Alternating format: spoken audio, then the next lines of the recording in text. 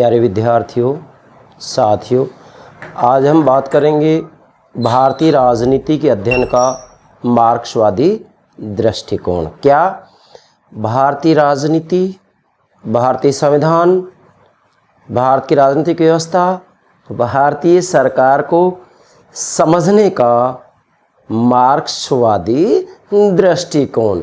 अर्थात आज हम भारतीय राजनीति के अध्ययन का अंतिम दृष्टिकोण ले रहे हैं, नौवां दृष्टिकोण, जिसका नाम क्या है? मार्क्सवादी दृष्टिकोण।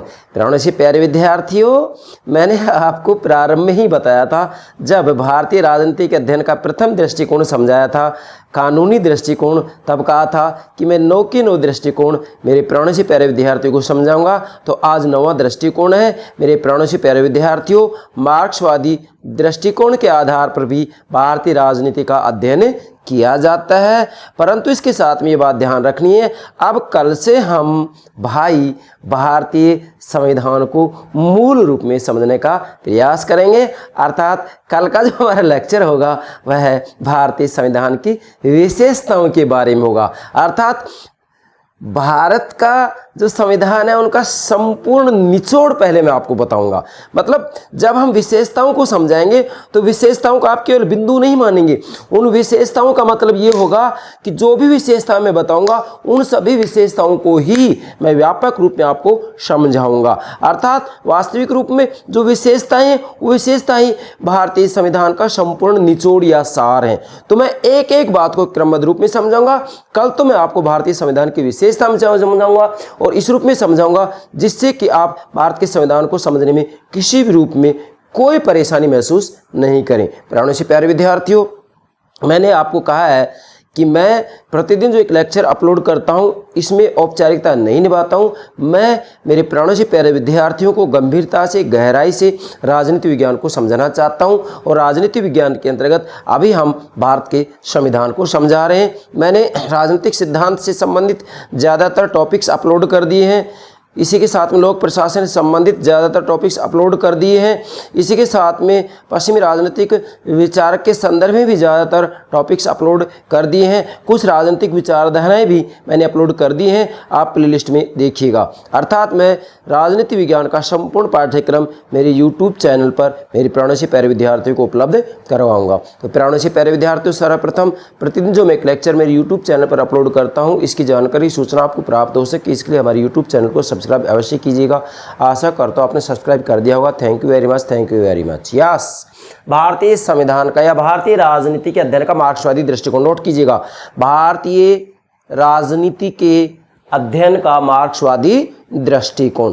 अर्थात आज हम मार्क्सवादी दृष्टिकोण की चर्चा करेंगे। देखिएगा भाई, सबसे पहले तो ये बात स्पष्ट हो जानी चाहिए कि दृष्टिकोण किसे कहते हैं। दृष्टिकोण का सीधा सा भावार्थ होता है देखने का नजरिया, मतलब भारत की राजनीति को देखने का नजरिया क्या है। तो यहाँ पर भारत की राजनीति को देखने का जो नजरिया है वह है मार्क्सवादी नजरिया। कौन सा नजरिया है? मार्क्सवादी नजरिया है। तो दृष्टिकोण का सीधा सा भावार्थ ये होता है कि किसी भी समस्या विशेष को समझने के लिए जो आधार सामग्री अपनाई जाती है, जो नजरिया अपनाया जाता है, उसे ही दृष्टिकोण कहा जाता है। तो यहाँ पर जो आधार सामग्री ली गई है वह मार्क्सवादी आधार सामग्री ली गई है। किसको? भारतीय राजनीति को समझने के लिए, इसलिए इसे मार्क्सवादी दृष्टिकोण कहा जाता है। जैसा कि मैंने यहाँ नोट भी किया है कि दृष्टिकोण किसे कहते हैं, सबसे पहले ध्यान देंगे प्राणों से प्यारे विद्यार्थियों।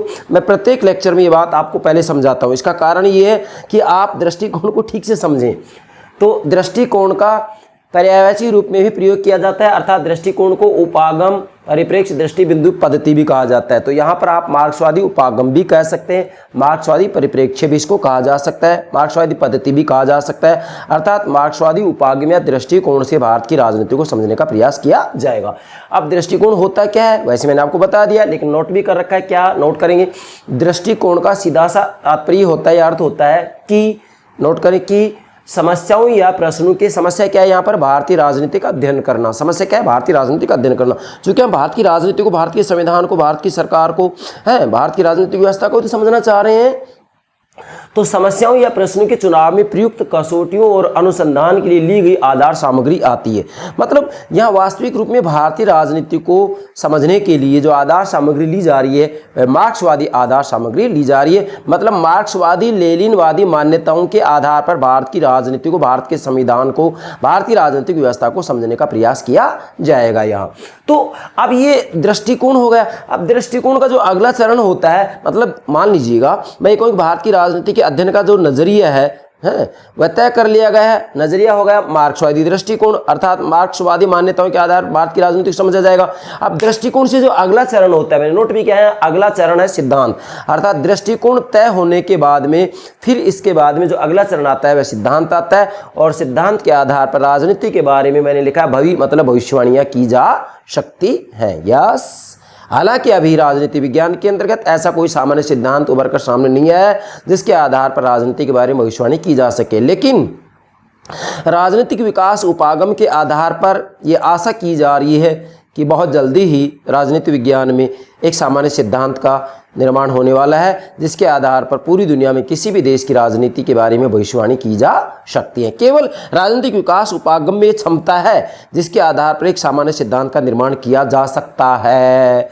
और राजनीतिक विकास उपागम को आप ठीक से समझना चाहते हैं तो पॉलिटिकल थ्योरी में देखिएगा, प्लेलिस्ट में जाइएगा, प्लेलिस्ट में पॉलिटिकल थ्योरी है, पॉलिटिकल थ्योरी में राजनीतिक विकास को देखिएगा। इसके संदर्भ में मैंने 4-5 लेक्चर अपलोड कर रखे हैं केवल पॉलिटिकल डेवलपमेंट, राजनीतिक विकास के बारे में। यस, नेक्स्ट बात आती है जिसका हम आज अध्ययन करेंगे, मार्क्सवादी दृष्टिकोण। बेटा ध्यान देंगे यहाँ, वास्तविक रूप में जो मार्क्सवादी दृष्टिकोण होता है, देखो इसकी मूल जो बात है ना वो क्या है, मैंने यहाँ डायग्राम के माध्यम से नोट किया। क्या? राजनीतिक शक्ति, पॉलिटिकल पावर, राजनीतिक शक्ति के आर्थिक शक्ति के अधीन होने की बात को स्वीकार करते हैं। मतलब मार्क्सवादी लेनिनवादी जो दृष्टिकोण है, मार्क्स और लेनिन की जो मूल मान्यताएं वो ये कहती हैं कि जो पॉलिटिकल पावर है वह वास्तविक रूप में इकोनॉमिक पावर के अधीन होती है। मतलब मार्क्सवादी दृष्टिकोण ये मान के चलता है कि जो राजनीतिक शक्ति, पॉलिटिकल पावर है वो आर्थिक शक्ति, इकोनॉमिक पावर के अधीन होने की बात को स्वीकार करते हैं। कौन? मार्क्सवादी लेनिनवादी। इसको पूरा नाम देते हैं तो मार्क्सवादी लेनिनवादी दृष्टिकोण कहा जाता है। तो वास्तव में ये दृष्टिकोण ये कहता है कि अगर भारत की राजनीति को समझना है तो वास्तविक रूप में यहाँ पर आप ये देखेंगे, क्या देखेंगे कि भारत के अंतर्गत भी वास्तव में जो राजनीतिक शक्ति है वह आर्थिक शक्ति के अधीन है। ये मार्क्सवादी दृष्टिकोण के आधार पर कहा जा सकता है। तो हम देखें तो क्या वास्तव में भारत में सच्चाई नहीं है? यस भाई, जब कभी भी चुनाव होते हैं तो आप देखिएगा चुनाव के अंतर्गत कौन सा उम्मीदवार जीतेगा। एक तो गरीब वर्ग का होता है, गरीब तबके का होता है, चुनाव लड़ने में उसको दिक्कत आएगी। वास्तविक रूप में चुनाव के लिए धन तो होना ही चाहिए। अगर चुनाव में आप भाग लेना चाह रहे हैं, उम्मीदवार बनना चाह रहे हैं, वास्तविक रूप में राजनीतिक सत्ता में आप भाग लेना चाह रहे हैं, राजनीतिक सत्ता में जाना चाहते हैं, तो इसके लिए भाई धन का बल, आर्थिक शक्ति जरूरी होती है। और जिसके पास आर्थिक शक्ति नहीं होती है डेफिनेटली वो चुनाव लड़ने में परेशानी महसूस करता है। तो इस बात में सत्यता का अंश भी है। तो कुल मिला के यहाँ पर हम ये कहेंगे कि भारत की राजनीति को जो समझने का प्रयास किया जाता है मार्क्सवादी दृष्टिकोण के आधार पर, तो इसमें मूल बात यही कही जाएगी, क्या कही जाएगी, जो राजनीतिक शक्ति होती है वह आर्थिक शक्ति के अधीन होती है। इसको दूसरे शब्दों में कहा जा सकता है कि मार्क्सवादी लेनिनवादी दृष्टिकोण ये कहता है, क्या कहता है कि वास्तविक रूप में जो आर्थिक व्यवस्था होती है, जो इकोनॉमिक सिस्टम होता है, वह सभी व्यवस्थाओं का आधार होता है। अर्थात अर्थव्यवस्था ही वास्तविक रूप में अन्य सभी व्यवस्थाओं का आधार होता है। मतलब जैसे समाज के अंतर्गत जो रीति रिवाज, प्रथाएं, परंपराएं, कानून होते हैं, जो राजनीति होती है, कानून होता है, धर्म होता है, ये सभी वास्तविक रूप में अर्थव्यवस्था पर आधारित होते हैं। अर्थात अर्थव्यवस्था ही सभी व्यवस्थाओं का आधार है और इस बात में सच्चाई भी है। अर्थात हम यहाँ ये कह सकते हैं कि वास्तविक रूप में आर्थिक शक्ति को ये बहुत ही महत्वपूर्ण मानते हैं मार्क्सवादी दृष्टिकोण। इनका कहना है कि वास्तव में सभी व्यवस्थाओं का आधार आर्थिक शक्ति होती है, अर्थव्यवस्था होती है। और अधिरचना किसको कहा इन्होंने? समाज व्यवस्था को, राजनीति को, कानून को, धर्म को, संस्कृति को। इनका कहना है कि राजनीति, धर्म, संस्कृति, कानून ये सब अर्थ के ऊपर आधारित होता है, इस दृष्टिकोण का कहना है। इसलिए यहाँ पर मूल बात उभर कर ये सामने आती है कि मार्क्सवादी दृष्टिकोण के आधार पर भारत की राजनीति को समझा जाएगा तो हम ये देखेंगे, यहाँ क्या देखेंगे कि वास्तविक रूप में जो पॉलिटिकल पावर है वह इकोनॉमिक पावर के अधीन पाई जाती है, और हम इस बात में सत्यता का अंश भी पाते हैं। जैसा कि मान लीजिएगा हम आपको यहाँ कहें, और यहाँ पर कुछ विद्वानों ने कहा भी है, जैसे A.R. देसाई ने कहा कि भारतीय संविधान के बुर्जुआ संविधान मानते हैं। अर्थात वास्तव में जब भारतीय संविधान का अध्ययन करते हैं और वास्तविक रूप में जब भारतीय संविधान का मार्क्सवादी दृष्टिकोण से अध्ययन किया जाता है तो इनका कहना है कि भाई वास्तव में जो भारत का संविधान है वो एक बुर्जुआ संविधान है, मतलब पूंजीपतियों का संविधान है। बुर्जुआ एक प्रकार से हम ये कहेंगे कि मार्क्सवाद की एक शब्दावली है। कार्ल मार्क्स ने बुर्जुआ पूंजीपतियों को कहा है, सर्वहारा जो मजदूर वर्ग होता है उसको कहा है। फिर से कह रहा हूँ, बुर्जुआ पूंजीपतियों को कहा है, सर्वहारा मजदूरों को कहा है। ठीक है, तो यहाँ पर बुर्जुआ का मतलब होता है पूंजीपति। तो भारतीय संविधान को एक प्रकार से पूंजीपतियों का संविधान कहा है। किसने कहा है? A.R. देसाई ने। तो किसके आधार पर कहा है? ये मार्क्सवादी दृष्टिकोण के आधार पर कहा है। क्यों कहा है? क्योंकि जब इन्होंने भारतीय संविधान का अध्ययन किया तो भारतीय संविधान अर्थात मूल भारतीय संविधान के अंतर्गत यहाँ भाई हमें 7 अधिकार दिए गए थे। 7 अधिकारों की चर्चा हम अलग से जब अधिकारों का टॉपिक लेंगे तब बताएंगे। आज तो के लिए एग्जाम्पल दे रहे हैं कि इसमें संपत्ति का अधिकार भी है। तो संपत्ति के अधिकार को मौलिक अधिकार दिया गया था, मतलब मौलिक अधिकार माना गया था।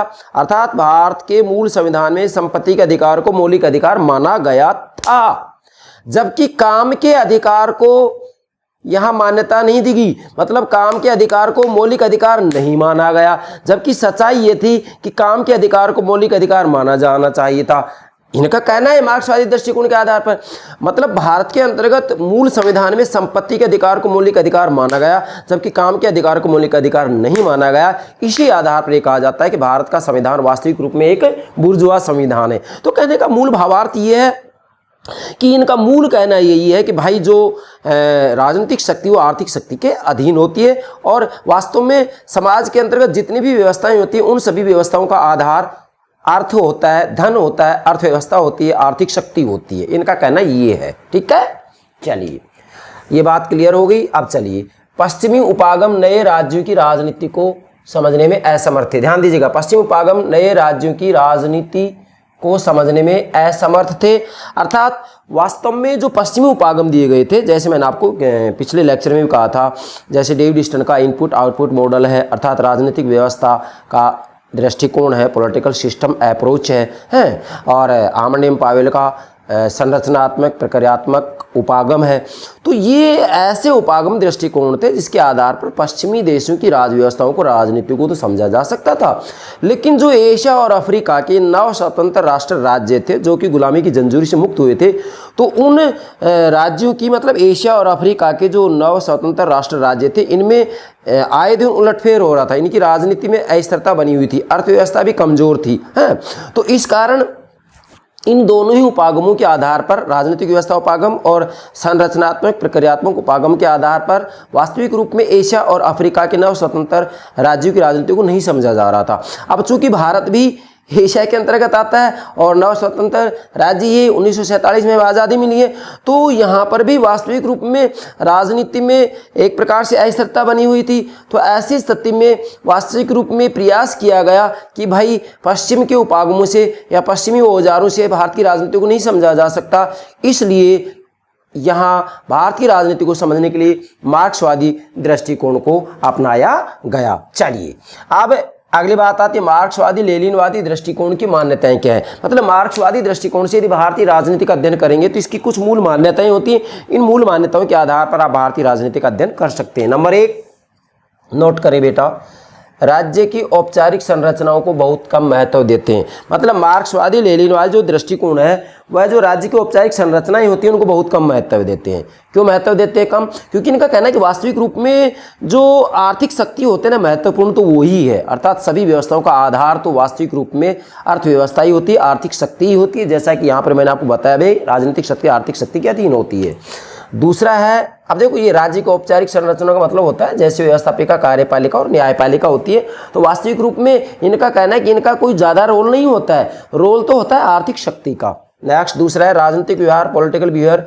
राजनीतिक व्यवहार को समझने के लिए समग्रवादी दृष्टिकोण अपनाया जाना चाहिए। नोट करेंगे आगे, ये बिंदु का मतलब होता है अपनाया जाना चाहिए, पूरा लिखेंगे अपनाया जाना चाहिए। मतलब मार्क्सवादी लेनिनवादी दृष्टिकोण ये कह रहा है कि यदि आप राजनीतिक व्यवहार को समझना चाहते हैं तो उसे समझने के लिए आपको समग्रवादी दृष्टिकोण अपनाना होगा। अर्थात वास्तविक रूप में इसके लिए आपको आर्थिक शक्ति का भी अध्ययन करना होगा, इसी के साथ में सामाजिक, सांस्कृतिक, धार्मिक आदि परिस्थितियों का भी किसी न किसी रूप में आपको अध्ययन करना होगा, तभी जाकर के आप राजनीति को ठीक से समझ सकते हैं। परंतु मार्क्सवादी लेनिनवादी दृष्टिकोण मुख्यतः आर्थिक शक्ति को ही प्रमुख मानता है। यस, तीसरा है सामाजिक जीवन में शक्ति के आर्थिक पहलू को सर्वोच्चता प्रदान करता है। मतलब मार्क्सवादी लेनिनवादी दृष्टिकोण सामाजिक जीवन में, अर्थात मैं ये कहूँगा कि सोशल सिस्टम में, समाज व्यवस्था में, सामाजिक जीवन में शक्ति के आर्थिक पहलू को सर्वोच्चता प्रदान करता है। मतलब मार्क्सवादी लेनिनवादी दृष्टिकोण वास्तविक रूप में समाज व्यवस्था के अंतर्गत आर्थिक शक्ति को सर्वोच्च मानता है, जैसा कि मैंने यहाँ आपको संकेत भी किया। देखो, इस उपागम का जो निचोड़ है वो यही है कि ये आर्थिक शक्ति को प्रमुख मानते हैं। क्या आर्थिक शक्ति को प्रमुख मानते हैं? इनका कहना है कि वास्तविक रूप में जो राजनीतिक शक्ति होती है वह वास्तविक रूप में उन लोगों के हाथों में होती है जिनके हाथों में आर्थिक शक्ति होती है, जो धनवान होते हैं, जो संपत्तिशाली होते हैं, जो पूंजीपति होते हैं। इनका कहना ये है बस।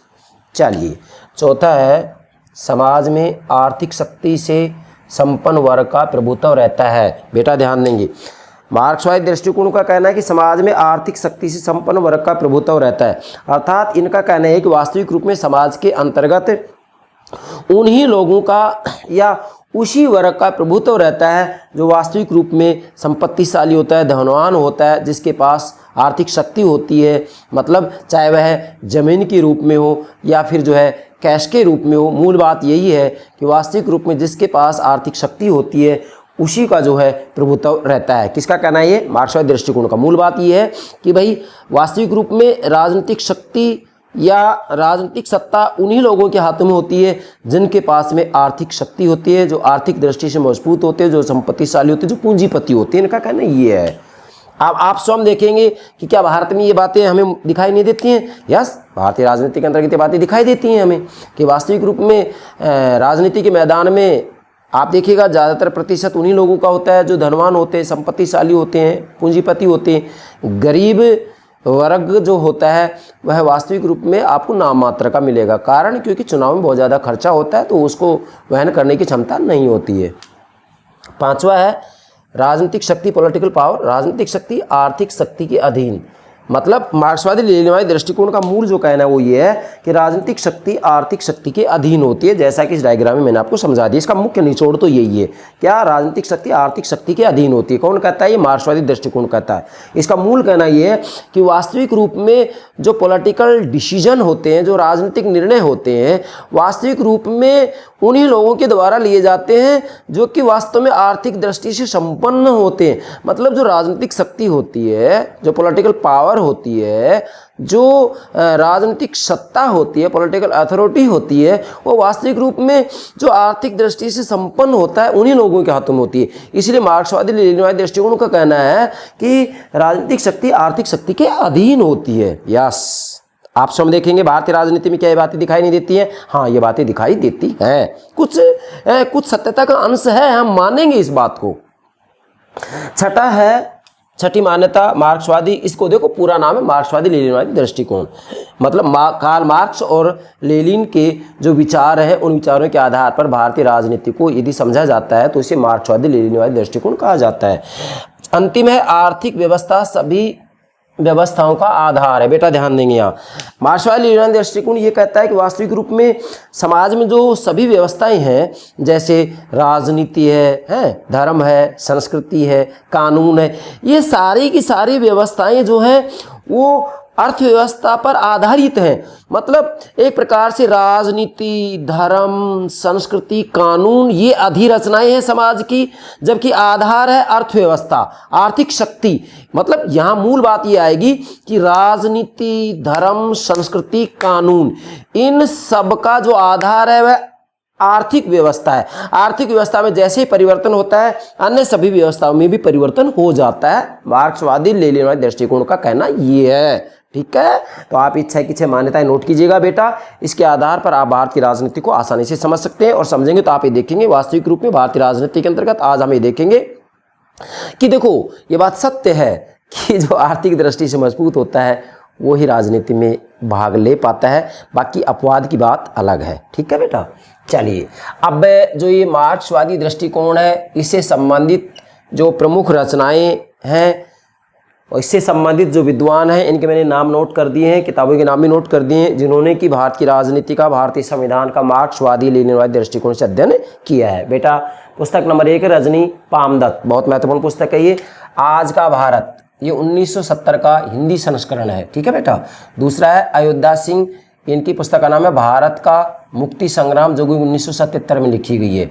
इसके बाद में तीसरी पुस्तक है AR देसाई, बेटा लिखें AR देसाई, इनकी पुस्तक है सोशल बैकग्राउंड, मतलब सामाजिक पृष्ठभूमि, social background of Indian nationalism, मतलब भारतीय राष्ट्रवाद का सामाजिक पृष्ठभूमि, जो कि 1977 में लिखी गई है।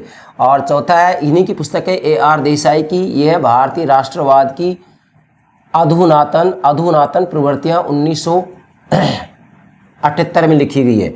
और पांचवा है VR मेहता, इनकी पुस्तक है ideology modernisation and politics in India 1983 में लिखी गई है।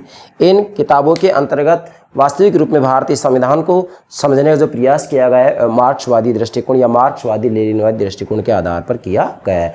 अब यहाँ मैंने एक बहुत महत्वपूर्ण बात नोट की है बेटा, AR देसाई। ठीक है, ये जो AR देसाई है इन्होंने भारतीय संविधान को बुर्जुआ संविधान कहा है, अर्थात इनका कहना है कि भारत का संविधान वास्तविक रूप में पूंजीपति वर्ग का समर्थक है। और किस आधार पर कहा, इन्होंने इस आधार पर कहा है कि भारत का जो मूल संविधान है उसके अंतर्गत वास्तविक रूप में संपत्ति के अधिकार को मौलिक अधिकार घोषित किया गया है, जबकि काम के अधिकार को मौलिक अधिकार घोषित नहीं किया गया। और होना ये चाहिए था कि काम के अधिकार को मौलिक अधिकार घोषित किया जाना चाहिए था और संपत्ति के अधिकार को मौलिक अधिकार घोषित नहीं किया जाना चाहिए था। हालांकि वास्तविक रूप में हम देखें तो भारतीय संविधान में जो 44वां संविधान संशोधन किया गया, उस 44वें संविधान संशोधन के अंतर्गत अब जो संपत्ति का अधिकार है वह एक मौलिक अधिकार नहीं है बल्कि केवल कानूनी अधिकार है। तो इस आधार पर यह कहा जा सकता है कि धीरे धीरे भारतीय राजनीतिक व्यवस्था के अंतर्गत परिवर्तन होता जा रहा है। ठीक है, माना AR देसाई ने भारतीय संविधान को बुर्जुआ संविधान मानना है, लेकिन वास्तविक रूप में पूर्ण सच्चाई ये नहीं है। धीरे धीरे वास्तविक रूप में भारतीय संविधान के अंतर्गत समय समय पर विभिन्न प्रकार के जो संशोधन किए जा रहे हैं, तो उन संशोधनों के अंतर्गत यही प्रयास किया जा रहा है, क्या प्रयास किया जा रहा है कि जो गरीब वर्ग है वो भी राजनीतिक प्रक्रिया के अंतर्गत सहभागी हो सके। ठीक है, चलिए अब मैंने यहाँ लिखा कि संपत्ति के अधिकार को मूल अधिकार घोषित किया गया और काम करने के अधिकार को नहीं। मतलब AR देसाई का कहना है कि वास्तविक रूप में बुर्जुआ संविधान इसलिए है कि जो मूल संविधान है भारत का उसके अंतर्गत संपत्ति के अधिकार को मौलिक अधिकार घोषित किया गया था, जबकि काम करने के अधिकार को मौलिक अधिकार घोषित नहीं किया गया था। इस आधार पर उन्होंने ये बात कही है। परंतु 44वें संविधान संशोधन के अंतर्गत संपत्ति के अधिकार को मौलिक अधिकार के स्थान पर एक कानूनी अधिकार प्रदान कर दिया गया। मतलब संपत्ति का अधिकार एक मौलिक अधिकार नहीं बल्कि केवल एक कानूनी अधिकार है। नेक्स्ट बात, एक विद्वान है VR मेहता, जिन्होंने कि भारतीय राजनीति को समझने के लिए गांधीवादी दृष्टिकोण दिया है ना। इसकी मैंने पीछे चर्चा कर दी है, अलग से लेक्चर अपलोड कर दिया है, अध्ययन का गांधीवादी दृष्टिकोण। तो ये वो VR मेहता है।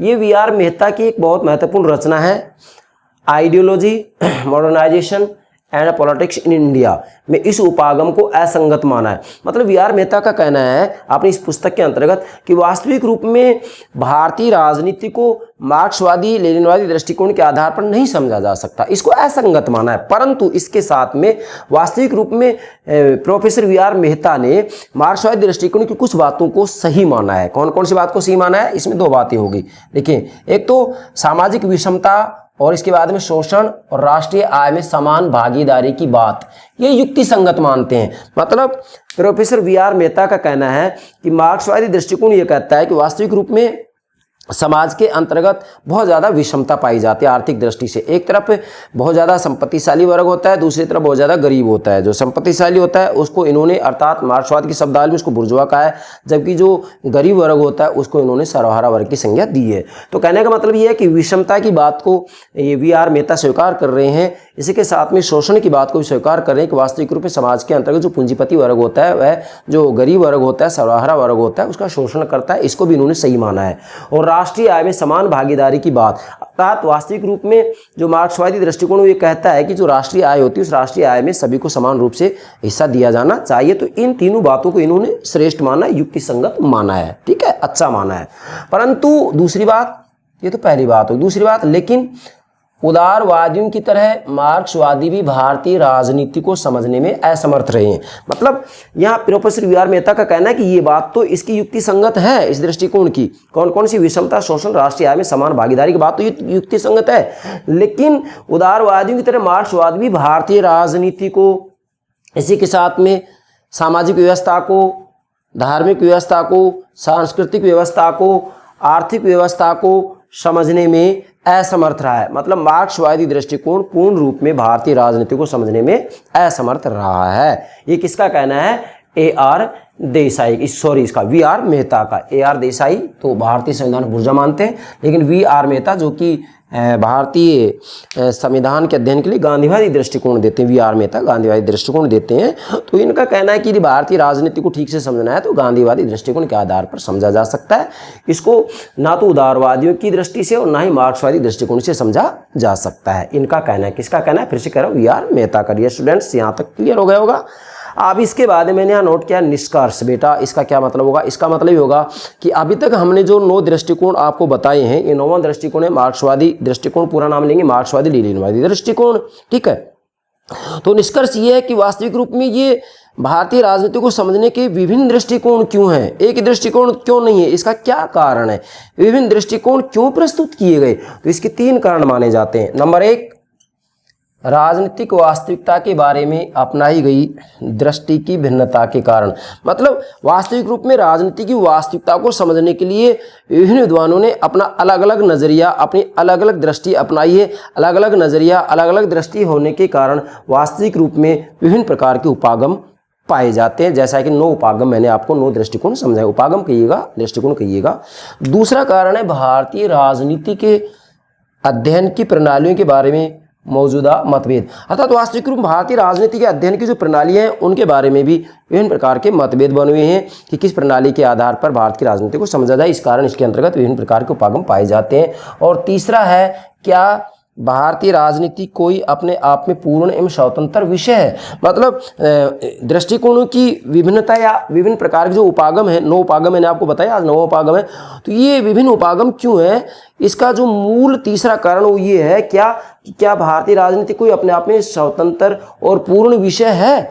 ये प्रश्नवाचक चिन्ह लगा हुआ है। तो इसके आधार पर भी वास्तविक रूप में विभिन्न प्रकार के दृष्टिकोण उपागम पाए जाते हैं और इन 9 के 9 दृष्टिकोणों के आधार पर भारत की राजनीति को समझने का प्रयास किया जाता है। ठीक है बेटा।